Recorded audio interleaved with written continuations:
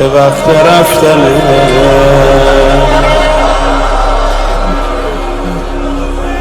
تموم این سفر بارش شونه منه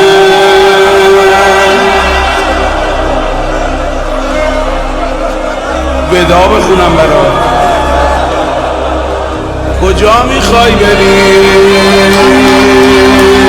چرا منو نمیبری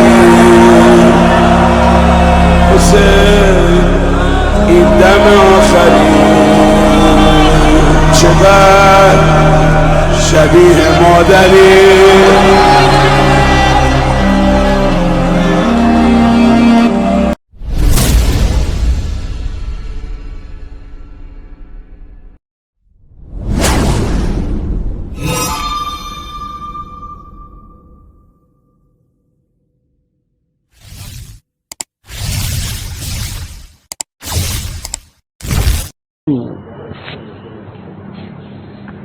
أعوذ بالله السميع العليم من الشيطان الرجيم بسم الله الرحمن الرحيم الحمد لله رب العالمين بارئ الخلائق أجمعين ثم الصلاة والسلام على أشرف الأنبياء والمرسلين حبيبنا وحبيب إله العالمين أبي قاسم المصطفى محمد اللهم صل على محمد وآل محمد وعجل فرجهم وعلى أهل بيت الطيبين الطاهرين المعصومين سيما على بقية الله في الأراضين إمامنا صاحب العصر والزمان أجل الله فرجه الشريف ولحن الدائم على جميع عدائهم منذ آدم إلى قيام يوم الدين أقول لكم أيها الإخوة أتباع الحسين عليه السلام السلام عليكم ورحمة الله وبركاته. وعليكم السلام ورحمة الله. قال الله تعالى في كتابه الكريم أعوذ بالله من الشيطان الرجيم بسم الله الرحمن الرحيم من المؤمنين رجال صدقوا ما عاهدوا الله عليه فمنهم من قضى نحبه ومنهم من ينتظر وما بدلوا تبديلا. Di antara orang-orang mukmin itu ada orang-orang yang menepati apa yang telah mereka janjikan kepada Allah, dan di antara mereka ada yang gugur, dan di antara mereka ada pula yang menunggu-nunggu, dan mereka sedikit pun tidak mengubah janjinya. Shadaqallahul aliyul azim. A'zamallahu ujurana wa ujurakum bi musibati Abi Abdillah al-Husain wa ja'alana minal mutamasikina bisarih minal mutamasikina bi wilayatih wa wilayati auladihil ma'sumin ajma'in yina ala dzalik wa mitna ala dzalika ya karim. Ikhwan dan akhwat sekalian, pengikut Imam Husain alaihi salam rahimakumullah, kita berada di malam Arba'in atau 40 hari syahidnya Imam Husain alaihi salam, yaitu malam 20 Safar tahun 1446 Hijriah, di mana kita juga ingin bergabung dengan arwah para syuhada Karbala, dan kita juga ingin mendekatkan diri kita kepada Aba Abdillah bin Husain, dan kita juga ingin meneladani sebuah perjuangan yang spektakuler, sebuah perjuangan yang membawa kita untuk memahami Islam yang asli. Pada kesempatan malam yang mulia ini, saya ingin menyampaikan sebuah pertanyaan yang mungkin yang masih banyak ditanyakan oleh saudara-saudara kita pengikut Ahlul Bait alaihi wassalatu wassalam. Yang pertama adalah, mengapa Imam Al-Husain alaihi wassalatu wassalam pada waktu peristiwa Karbala beliau sudah mengetahui akan kekuatan beliau tidak sebanding dengan kekuatan musuh. Mengapa beliau itu menuju Karbala, tidak menuju tempat lain.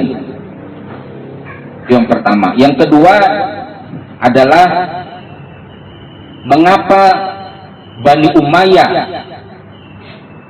dari sejak yang kelihatan itu sejak zaman Muawiyah sampai dengan zaman Yazid laknatullah alaih, sampai terjadinya peristiwa Karbala 10 Muharram 61 Hijriah, Bani Umayyah itu begitu kuat sampai bisa membayar pasukan bayaran, tentara bayaran yang berjumlah sangat besar di kala itu, yang di peristiwa Karbala Bani Umayyah yang berkuasa pada waktu itu Yazid laknatullah alaih menyerbu Imam Husain alaihi salam beserta para pengikutnya, keluarganya, 30.000 pasukan.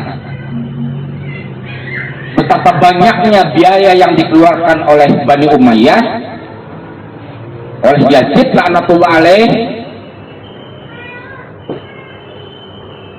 sampai bisa untuk melakukan beberapa peperangan yang mempergunakan pasukan besar seperti perang Nahrawan, itu kan, seperti perang Siffin. Semuanya itu dibiayai oleh Bani Umayyah. Semuanya itu logistiknya itu dari Bani Umayyah. Imam Al-Husain alaihi salatu wassalam dibantai di padang Karbala. Peristiwa Karbala itu 50 tahun setelah wafatnya Rasulullah Shallallahu Alaihi Wasallam. Nah, kekuasaan Bani Umayyah ini ada sebuah pertanyaan, kok bisa untuk menghadirkan sebuah tentara bayaran yang sangat banyak, dan secara logika kita untuk membayar sebuah tentara itu pakai duit kan, pakai uang. Nah, dan yang dipahami oleh kebanyakan orang, Bani Umayyah itu baru berkuasa setelah Imam Ali bin Abi Thalib. Begini ceritanya. Pasca wafatnya Rasulullah Shallallahu Alaihi Wasallam, setelah wafatnya Nabi Shallallahu Alaihi Wasallam, maka terjadilah sebuah perpecahan di dalam umat Islam. Terjadilah sebuah pertemuan di Saqifah Bani Sa'idah. Terpilihlah Abu Bakar menjadi khalifah. Padahal Rasul Shallallahu Alaihi Wasallam sudah mengatakan bahwa pasca wafatnya Rasul Shallallahu Alaihi Wasallam, kalian harus berpegang kepada Imam Ali bin Abi Thalib. Di zaman khalifah pertama ini, gubernur Damaskus atau Syam pada waktu itu adalah Yazid bin Muawiyah. Yazid bin Muawiyah ini adalah saudaranya Muawiyah. Bukan, Yazid bin Abi Sufyan adalah saudaranya Muawiyah. Jadi ketika khalifah pertama berkuasa, maka yang menjadi gubernur Syam pada waktu itu adalah Yazid bin Abi Sufyan. Kita akan berbicara tentang Syam, kita akan berbicara tentang Damaskus. Syam diketahui bahwa di sana adalah pusat perdagangan internasional pada waktu itu, dan Bani Umayyah sangat mengetahui bahwa untuk menguasai sebuah kekuasaan itu harus menguasai ekonomi, dan ini diketahui oleh Bani Umayyah. Dan Rasulullah pun ketika berniaga pada waktu itu juga pernah melakukan perniagaan sampai ke Syam. Dan ini dilakukan oleh Bani Umayyah. Ternyata Bani Umayyah melalui Yazid bin Muawiyah bin Abi Sufyan ini sudah melakukan sebuah strategi di mana dia menguasai Syam. Dan pada waktu kekuasaan Abu Bakar, Muawiyah bin Abi Sufyan tidak banyak berada di Madinah, tetapi dia banyak berada di Syam. Dia berada di Syam. Nah, hingga ketika khalifah pertama meninggal dunia, maka khalifah pertama dengan aklamasi mengatakan bahwa yang menggantikannya adalah Umar bin Khattab. Maka Khalifah Umar mengangkat Muawiyah menjadi gubernur Syam, menjadi gubernur Damaskus. Ini sangat diperhatikan, sehingga sampai kekuasaan Umar bin Khattab sampai dengan Utsman bin Affan menjadi khalifah, kedudukan dari Muawiyah atau Bani Umayyah ini tetap menguasai Syam, menjadi gubernur di Syam. Bahkan ketika Utsman bin Affan menjadi penguasa, menjadi khalifah, maka diangkatlah semua kroni Bani Umayyah seperti Marwan bin Hakam sebagai sekretaris negara. Nah, sehingga pada waktu itu maka dihitung saja kekuasaan Khulafaur Rasyidin di dalam sejarah umum itu Abu Bakar, Umar, Utsman sampai Imam Ali, itu kekuasaannya 30 tahun. Nah, Anda sangat dibayangkan selama ketika Imam Ali bin Abi Thalib berdoa diangkat menjadi khalifah, maka Imam Ali bin Abi Thalib alaihi salam itu memindahkan pusat kekuasaan Islam di Kufah. Mengapa beliau memindahkan kekuasaan Islam ke Kufah, bukan di Madinah? Karena beliau sudah mengetahui sebuah gejala. Beliau tidak mau nantinya akan terjadi pertumpahan darah di Haramain, di dua tempat yang disucikan, yaitu Masjidil Haram dan Masjid Nabawi, yaitu Masjid Rasulullah Sallallahu Alaihi Wasallam. Di kekuasaan Imam Ali ini sejarah ya, yang akan menjawab bagi kita bersama, yang penting sekali diketahui. Jadi Bani Umayyah itu tidak tiba-tiba untuk mengumpulkan sebuah kekuatan sehingga bisa untuk membantai Ahlul Bait alaihimussalatu wassalam. Ketika kekuasaan Imam Ali atau kekhalifahan Imam Ali bin Abi Thalib alaihi salam, maka dalam kekhalifahan Imam Ali bin Abi Thalib terjadi beberapa kerusuhan, dan kerusuhan ini disinyalir oleh para sejarawan. Ini adalah otaknya adalah Muawiyah bin Abi Sufyan. Terjadi pemberontakan, Nahrawan, Siffin, Perang Jamal, semua terjadi di zaman Imam Ali bin Abi Thalib.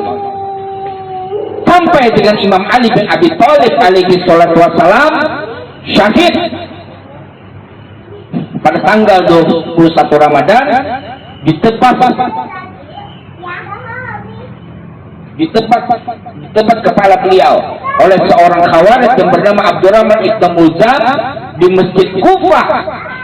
Dan syahidlah Imam Ali bin Abi Thalib alaihi salatu wassalam. Kemudian pada waktu itu terjadi sebuah perdamaian antara Imam Hasan dan Muawiyah. Maka secara de facto dan de jure kekuasaan dipegang oleh Bani Umayyah,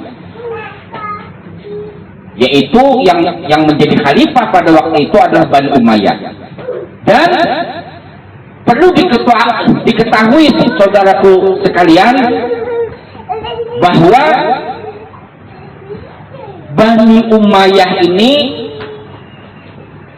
setelah Rasulullah SAW sudah melakukan sebuah peperangan di daerah Syam sana.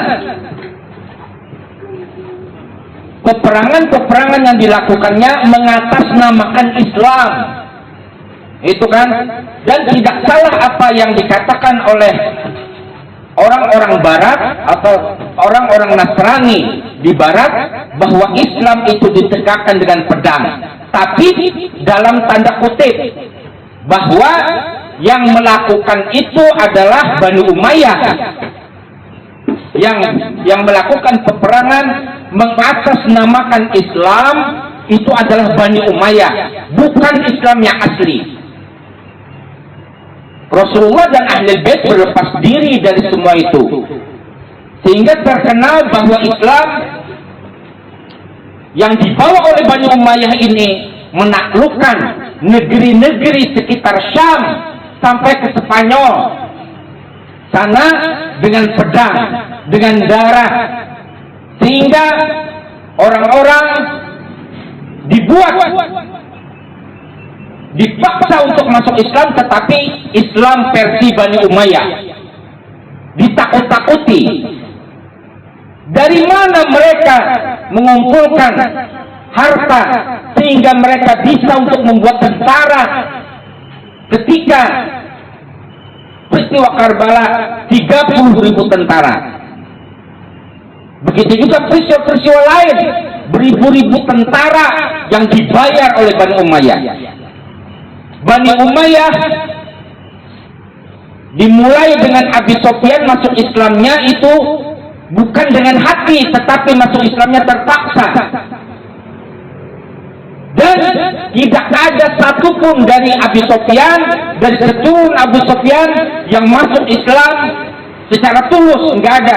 Tetapi karena Fathu Mekah, mereka masuk Islam karena mereka takut untuk dibunuh oleh Rasulullah Shallallahu Alaihi Wasallam.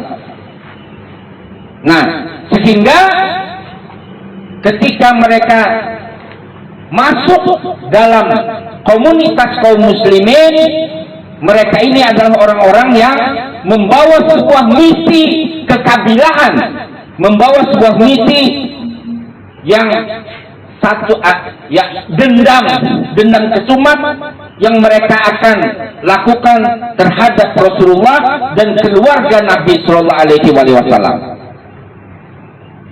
Sehingga mereka membentuk sebuah strategi. Musuh yang sangat besar, musuh bebuyutan yang mereka miliki itu sudah adalah Ahlul Bait Nabi Sallallahu Alaihi Wasallam.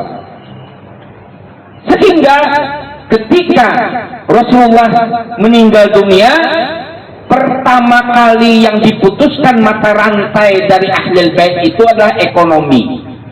Dirampasnya tanah Padak, ya kan?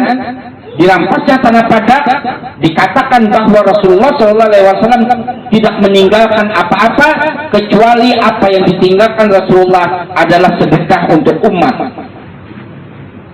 Sampai Bani Umayyah berkuasa. Jadi strategi Bani Umayyah yang dilakukan oleh Bani Umayyah ini, yang pertama adalah memberikan harta, merayu orang dengan harta untuk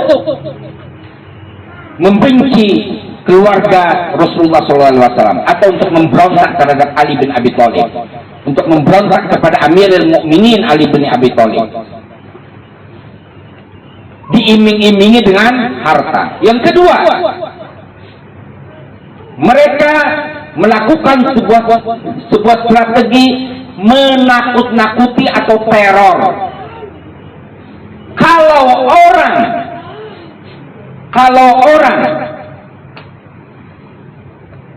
tidak mempan diberi uang, maka mereka takut-takuti dengan teror, yaitu pembunuhan. Di zaman Imam Husain alaihi salatu wassalam, ketika Yazid bin Muawiyah berkuasa, yang menjadi gubernur Madinah pada waktu itu Walid bin Uqbah, ini juga dari Bani Umayyah. Yazid memerintahkan kepada Walid bin Uqbah untuk meminta baiat kepada Imam Husain alaihi salam, ya kan?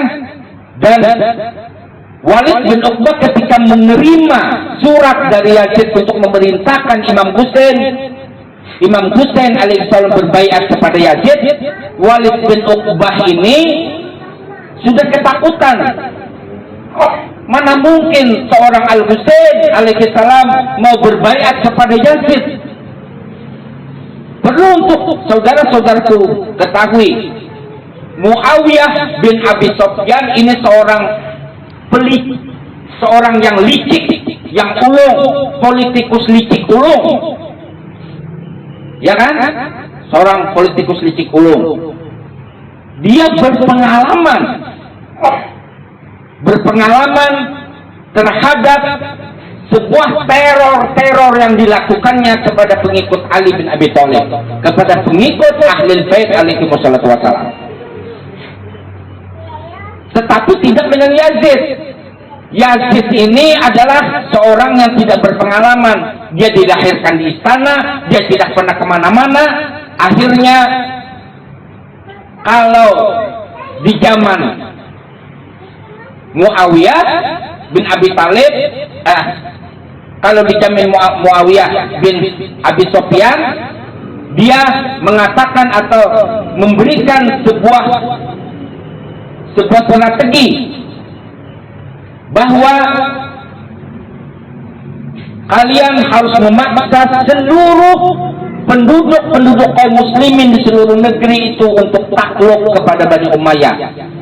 Tapi biarkan Al-Husain, biarkan Husain itu, jangan kalian sentuh Al-Husain, jangan kalian apa-apain Al-Husain, itu kata Muawiyah. Karena Muawiyah tahu jika ada orang yang melakukan sesuatu kepada Imam Husain alaihi salam, maka akan terjadi pemberontakan. Ini diketahui oleh Muawiyah, tetapi tidak dengan Yazid. Yazid dengan brutal mengatakan kepada Walid bin Uqbah untuk meminta baiat. Dan di dalam surat itu, kalau dia tidak mau berbaiat, bunuh, ya kan? Bunuh. Muawiyah tidak seperti itu, tapi Yazid karena tidak berpengalaman, kelicikannya itu tidak sesempurna Muawiyah, ya kan? Tapi dia tidak berpengalaman dalam kelicikan politiknya. Nah, akhirnya Imam Husain alaihi salatu wassalam, sebagaimana sudah kita jelaskan pada beberapa pertemuan di Muharram kemarin, ya tentu akan menolak berbaiat terhadap Yazid alaihi salam. Sekarang pertanyaannya, mengapa Imam Husain alaihi salatu wassalam, mengapa Imam Husain alaihi salatu wassalam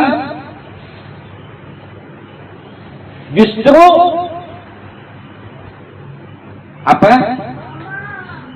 hijrahnya itu tidak ke daerah lain, terlepas dari riwayat bahwa Imam Al-Husain alaihi salatu wassalam memang akan terbantai di padang Karbala, gitu kan? Justru Imam Al-Husain alaihi salatu wassalam yang pertama kali yang beliau lakukan berziarah ke kuburan datuknya Rasulullah sallallahu alaihi wasallam, kemudian beliau menuju Mekah. Beliau menuju Mekah ingin ke Kufah, itu didahului bahwa beliau telah menerima surat atau ribuan surat bahwa penduduk Kufah ingin membantu beliau dan menjadi pendukung beliau melawan kekuatan Yazid. Ternyata dikhianati dengan dibunuhnya Muslim bin Aqil. Ini sejarah ya. Sejarah yang harus dipahami. Pertanyaannya adalah, setelah melihat demikian, mengapa Imam Al-Husain alaihi salatu wassalam tidak berhijrah ke Yaman? Dan penduduk Yaman sudah diketahui bahwa sangat mendukung Ahlul Bait alaihi salatu wassalam. Ya kan? Justru Imam Al-Husain alaihi salatu wassalam menuju suatu padang tandus yang bernama Karbala, Karbun Wabala. Jawaban pertama, mengapa Imam Al-Husain alaihi salatu wassalam tidak bertahan di Madinah atau tidak bertahan di Mekah? Karena beliau tidak mau untuk menodai kesucian Haramain. Karena beliau sudah tahu bahwa beliau akan dibunuh, beliau akan, darah beliau akan mengalir. Yang kedua, mengapa beliau tidak berhijrah ke Yaman? Beliau tidak mau untuk membebani rakyat Yaman, ya kan? Beliau harus menghadapi sendiri. Karena ada orang bertanya, mengapa Al-Husain alaihi salatu wassalam melawan kekuasaan yang memiliki logistik militer yang sangat canggih, yang sangat banyak, yang secara jumlah itu tidak mungkin bisa dikalahkan.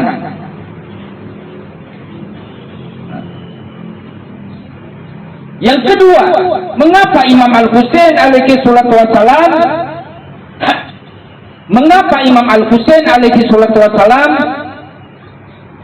tidak mau dibantu oleh pasukan malaikat dan jin, yang jika Imam Husain mau untuk dibantu oleh pasukan malaikat dan jin, seluruh pasukan Yazid bin Muawiyah Ibnu Ziyad itu akan hancur. Nah, disinilah kita ketahui bagaimana Nabi Muhammad SAW dan Ahlul Baitnya, ketika kita berbicara tentang Nabi Muhammad SAW dan Ahlul Bait alaihi wassalam, maka kita akan ketemukan di sana bahwa seluruh para nabi kan memiliki ilmu takwiniyah, diberikan karunia takwini. Idza arada syai'an ayaqulu lahu kun fayakun. Ya kan? Nabi Nuh alaihi wassalam umatnya membangkang. Nabi Nuh berdakwah ribuan tahun, diganggu oleh umatnya, tidak sedikit sekali yang mengikuti Nabi Nuh. Akhirnya Nabi Nuh menggunakan ilmu takwininya, berdoa kepada Allah untuk minta hancurkan umatnya, sehingga terjadi banjir besar, tsunami besar yang menghancurkan seluruh negeri, dan pengikut Nuh alaihi salam yang durhaka mati semuanya. Tapi tidak dengan Rasulullah, tidak dengan Rasulullah. Ketika Rasulullah hijrah ke Taif, dilempari penduduk Taif, anak kecil Taif dengan batu, kemudian malaikat gunung menawarkan kepada Rasulullah, ya Rasulullah, bolehkah aku untuk membantumu? Aku akan hancurkan seluruh penduduk Kufah ini yang durhaka itu, dengan mencerabut gunung-gunung yang ada di Kufah sehingga mereka hancur. Apa jawaban Rasulullah? La, fa innahum qaumul la yafqahun. Jangan, karena mereka umat yang belum mengetahui. Begitu juga Imam Husain. Imam Husain alaihi salatu wassalam tidak melibatkan apapun. Semua yang dilakukan Imam Husain alaihi salatu wassalam adalah tasyri'i, secara kausalitas, hukum kausalitas, sebab akibat. Nah, akhirnya apa? Akhirnya Imam Husain alaihi salatu wassalam terbantai di padang Karbala. Akhirnya apa? Akhirnya 72 syuhada ditambah dengan Imam Husain alaihi salatu wassalam menjadi tumbal Demi untuk apa? Liqamatid dini Rasulullah SAW, untuk menegakkan agama Rasulullah SAW yang sudah dihancurkan oleh Yazid, dihancurkan oleh Bani Umayyah. Mereka memperkenalkan Islam secara mempromosikan Islam dengan darah, sehingga Husain alaihi salatu wassalam tampil di tengah-tengah umat pada peristiwa Karbala 10 Muharram, terbantai Imam Husain alaihi salatu wassalam. Kemudian setelah itu seluruh keluarga Nabi yang tersisa dari perempuan-perempuan keluarga Nabi Sallallahu Alaihi Wasallam dan Imam Ali Zainal Abidin digiring dari Karbala menuju Damaskus. Tawanan keluarga-keluarga Nabi yang dirantai ini, mereka diikat kakinya, diikat tangannya, berjalan seperti menyeret binatang, seperti menyeret binatang ternak. Tetapi ketahuilah, perjuangan Al-Husain alaihi salatu wassalam adalah untuk memperkenalkan agama yang asli dari Rasulullah SAW, yang selama itu dipalsukan oleh Bani Umayyah, dipalsukan oleh penguasa. Di zaman Bani Umayyah, Imam Ali bin Abi Thalib dikutuk di mimbar Jumat, di mimbar masjid, sholat Jumat selama 80 tahun. Bahkan ketahuilah saudaraku-saudaraku sekalian, orang pada waktu itu untuk mengatakan sesuatu yang jelek cukup mengatakan Ali, konotasinya jelek. Bangsat, anjing, itu cukup dikatakan dengan Ali. Ketika orang mengatakan Ali, maka konotasinya adalah jelek. Itu kan? Jadi khutbah Jumat pada waktu itu ditutup dengan mengutuk Imam Ali bin Abi Thalib. Bahkan orang yang bernama Ali bin Abi Thalib, orang yang bernama Ali pada waktu itu menyembunyikan diri. Pengikut Ahlul Bait alaihi wassalatu wassalam menyembunyikan diri karena teror yang dilakukan oleh Bani Umayyah. Tetapi lihat perjuangan Imam Al-Husain alaihi salatu wassalam ketika, singkat saja ya, ketika sampai di istana Yazid bin Muawiyah di Damaskus, di Syam. Di sana Yazid berada di singgasananya. Kemudian kepala Imam Husain alaihi salatu wassalam diletakkan dengan nampan di hadapan kepada Yazid. Kemudian Yazid laknatullah alaih memperlakukan kepala Imam Husain alaihi salatu wassalam dengan kurang ajarnya, menusuk-nusuk hidung Imam Husain yang sudah tidak bernyawa itu. Kemudian apa kata Yazid? Yazid laknatullah alaih mengatakan, wahai Bani Hashim, ketahuilah kami sudah menang. Kami sudah membunuh pemimpin kalian. Ini adalah kemenangan Bani Umayyah. Tapi di situ tampil Zainab Al-Kubra alaihi salam. Beliau yang sudah ditakut-takuti oleh Yazid, didonkan mental oleh Yazid,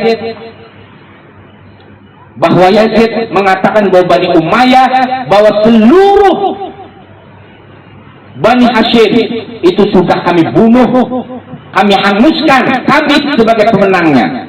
Apa yang dikatakan oleh Sayyidah Zainab? Sayyidah Zainab Al-Kubra mengatakan, ma ra'aitu illa jamila. Aku tidak melihat semua yang terjadi pembantaian kakakku Al-Husain dan keponakan-keponakanku dari keluarga Muhammad sallallahu alaihi wasallam kecuali semua itu keindahan. Ya kan? Keindahan. Nah, ketika Yazid laknatullah alaih membanggakan dirinya sebagai Bani Umayyah, maka itu dilawan oleh Imam Ali Zainal Abidin dengan sebuah argumentasi, sampai argumentasi Imam Ali Zainal Abidin melelahkan Yazid bin Muawiyah, dan Yazid memerintahkan kepada anak buahnya melakukan adzan. Ini sedikit lagi ya, melakukan adzan. Setelah adzan itu sampai kalimat asyhadu anna Muhammadur Rasulullah, maka Imam Ali Zainal Abidin berkata terhadap Yazid, wahai Yazid, Muhammad yang dikatakan dalam lafaz adzan itu kakekku atau kakekmu? Yazid mengatakan bahwa itu adalah kakekmu. Orang terbelalak karena Bani Umayyah pada waktu itu mengaku sebagai keluarga dari Rasulullah SAW, sehingga orang percaya bahwa Bani Umayyah itu adalah ada hubungan kekerabatan dengan Rasulullah SAW, sehingga mereka menyebarkan Islam dengan kekuatan pedang. Datanglah keluarga Nabi yang sebenarnya, maka terbelalaklah masyarakat Syam bahwa selama ini Islam yang asli itu ada pada Ahlul Bait alaihi wassalatu wassalam, ada pada ucapan Sayyidah Zainab Al-Kubra alaihi salam, ala Nabi wa alaihi salawat bi a'la aswatikum. Allahumma salli ala Muhammad wa ali Muhammad. Allahumma salli ala Muhammad wa ali Muhammad. Allahumma salli ala Muhammad wa ali Muhammad. Jadi Islam yang sampai ke Spanyol, ya kan, sampai ke Jazirah Arab, Babilonia pada waktu itu, Irak, ya kan, Syam yang pada hari Suriah, sampai di sana itu khususnya adalah di Suriah, itu adalah Islam yang dibawa oleh Bani Umayyah. Sedangkan Irak itu bertentangan dengan kelompok di Irak itu sangat menentang Muawiyah, sehingga Muawiyah mendudukkan pusat pemerintahannya pada waktu itu di Damaskus, di Suriah, sampai menyebar. Kemudian Bani Umayyah tumbang sampai Bani Abbasiyah digantikan 11-12, menyebarkan Islam juga dengan kekejaman. Itu kan, Bani Umayyah memungut pajak dari mereka, nelayan, petani, pedagang, sampai orang-orang Nasrani itu, sampai orang-orang Nasrani pada waktu itu betapa takutnya mereka dipungut pajak, mereka menentukan dirinya sebagai pendeta. Karena di dalam Islam, pendeta atau agamawan di dalam Islam tidak boleh dipungut pajak, tapi tetap dipungut pajak oleh Bani Umayyah. Akhirnya mau tidak mau, mereka yang tadinya beragama Nasrani, dia masuk Islam. Masuk Islamnya bukan karena ketulusan, masuk Islamnya karena keterpaksaan. Ini propaganda yang dilakukan oleh Bani Umayyah, sehingga ini dilakukan secara turun-temurun. Kekuasaan Bani Umayyah itu dihitung sejak awal, itu kan selama 120 tahun. Nah, selama 80 tahun itu Imam Ali dikutuk di mimbar Jumat. Itu kan digantikan oleh Bani Abbasiyah 11-12. Mereka juga musuhnya juga Ahlul Bait alaihi wassalam, sampai digantikan dengan Turki Utsmani 11-12 juga. Islam atau khilafah yang dikemukakan oleh mereka itu bukan khilafah ilahiyah, tetapi khilafah basyariyah, khilafah Bani Umayyah, khilafah Abbasiyah, dan Turki Utsmani. Nah, sehingga tidak heran orang yang mengenal Islam yang asli sampai pada tahun 2024 ini jumlahnya sedikit. Nah, akhirnya saya katakan terhadap Anda sekalian, peristiwa Karbala sampai Arba'in, 40 hari terbunuhnya Imam Husain alaihi salatu wassalam, Dewi Karbalanya adalah Sayyidah Zainab Al-Kubra. Sayyidah Zainab Al-Kubra inilah sebagai corong,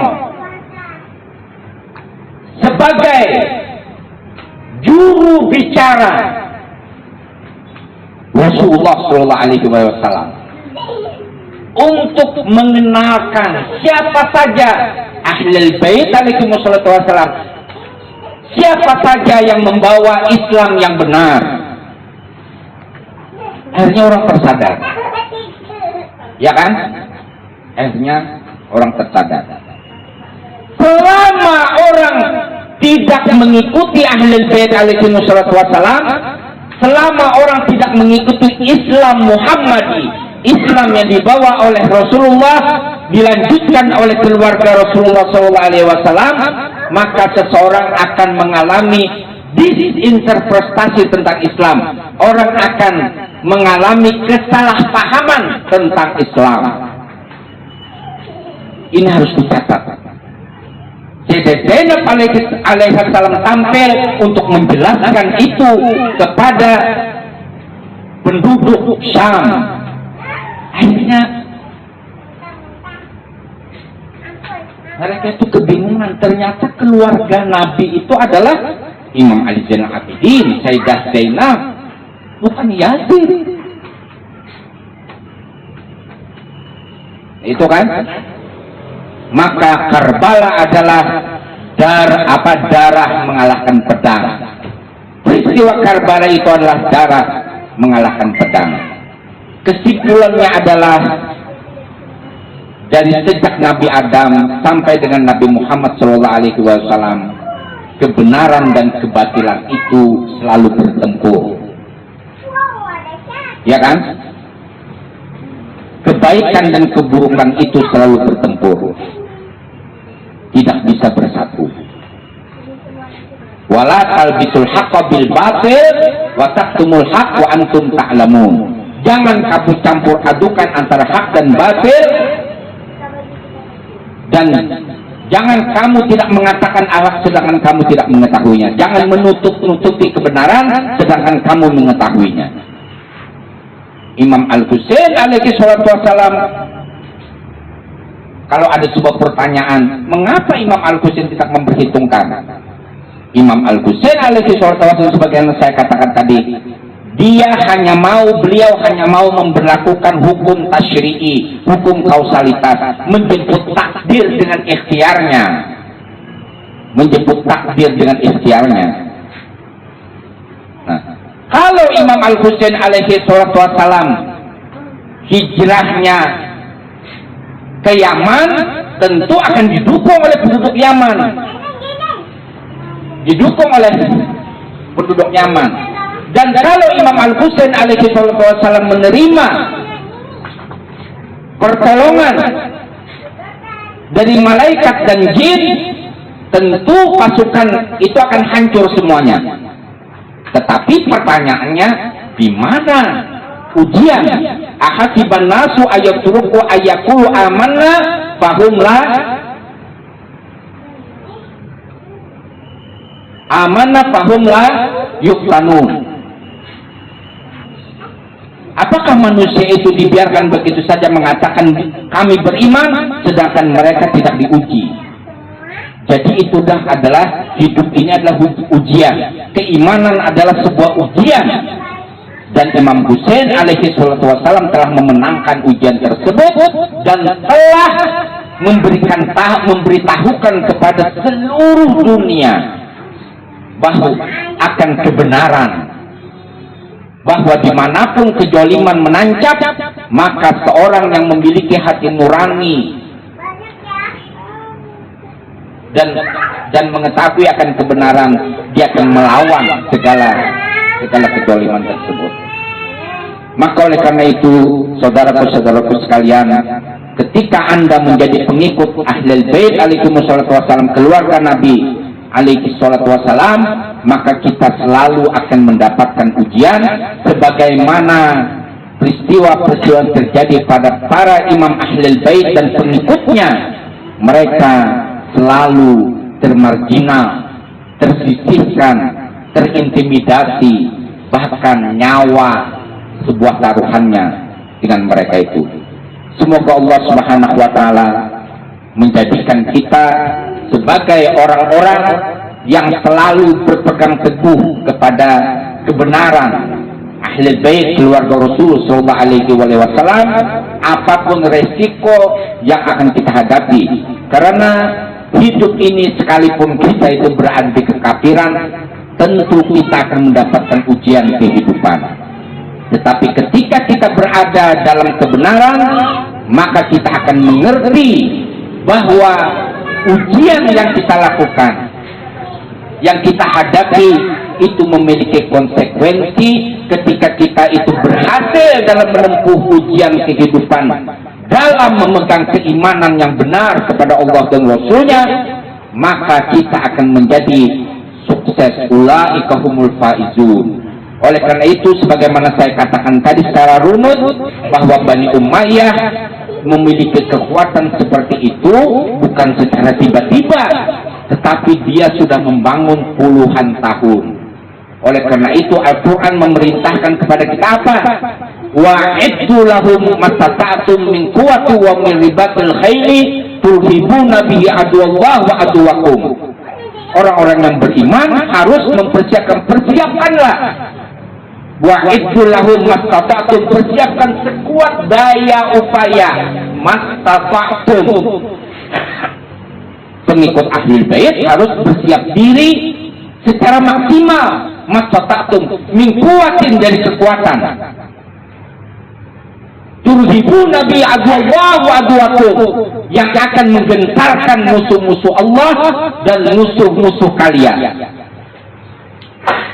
Hari ini adalah musuh kita, musuh bersama kemanusiaan ala Zionis, Israel dan Amerika, beserta para sekutu-sekutunya kaum munafikin Arab.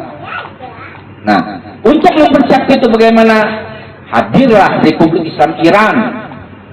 Republik Islam Iran lahir dari sebuah ideologi berpegang kepada Al-Quran dan Ahlul Bait alaihi wassalatu wassalam, sehingga mereka satu-satunya turhibuna bihi aduwallah wa aduwakum. Mereka satu-satunya orang komunitas yang ditakuti oleh musuh-musuh Allah Subhanahu wa taala dan musuh kaum muslimin. Begitu juga kita, minimalnya kita itu mempersiapkan diri bagaimana kita terus belajar, intelektualitas kita itu cemerlang, spiritualitas kita itu juga cemerlang, cerdas secara intelektual dan cerdas secara spiritual. Musuh kita ada di depan mata kita. Musuh yang paling besar adalah diri kita sendiri. Itu harus kita hadapi, itu harus ada sebuah persiapan. Sebagaimana Bani Umayyah untuk meluluh lantakan sebuah tatanan kemasyarakatan yang mencintai Ahlul Bait alaihi wassalam, ingin mereka musnahkan, mereka menyusun sebuah kekuatan. Kita juga harus menyusun sebuah kekuatan. Nah, mudah-mudahan Allah Subhanahu wa taala menjadikan kita orang-orang yang senantiasa berpegang teguh kepada Ahlul Bait Rasul sallallahu alaihi wasallam, dan peristiwa Arba'in kita jadikan sebuah pelajaran bagi kita bagaimana derita memenangkan pedang, bagaimana darah memenangkan pedang, bagaimana ujian kehidupan yang sangat besar kepada kita dari musuh-musuh Allah Subhanahu wa taala, tangisan memenangkan nuklir, tangisan kepada Al-Husain alaihi salatu wassalam memenangkan nuklir. Aku qauli hadza astaghfirullah li wa lakum wa lisairil mu'minina wal mu'minat fastaghfiruhu innahu huwal ghafurur rahim. Assalamualaikum warahmatullahi wabarakatuh. Waalaikumsalam. Labbaik ya Husain, labbaik ya Husain, labbaik ya Husain, labbaik ya Husain.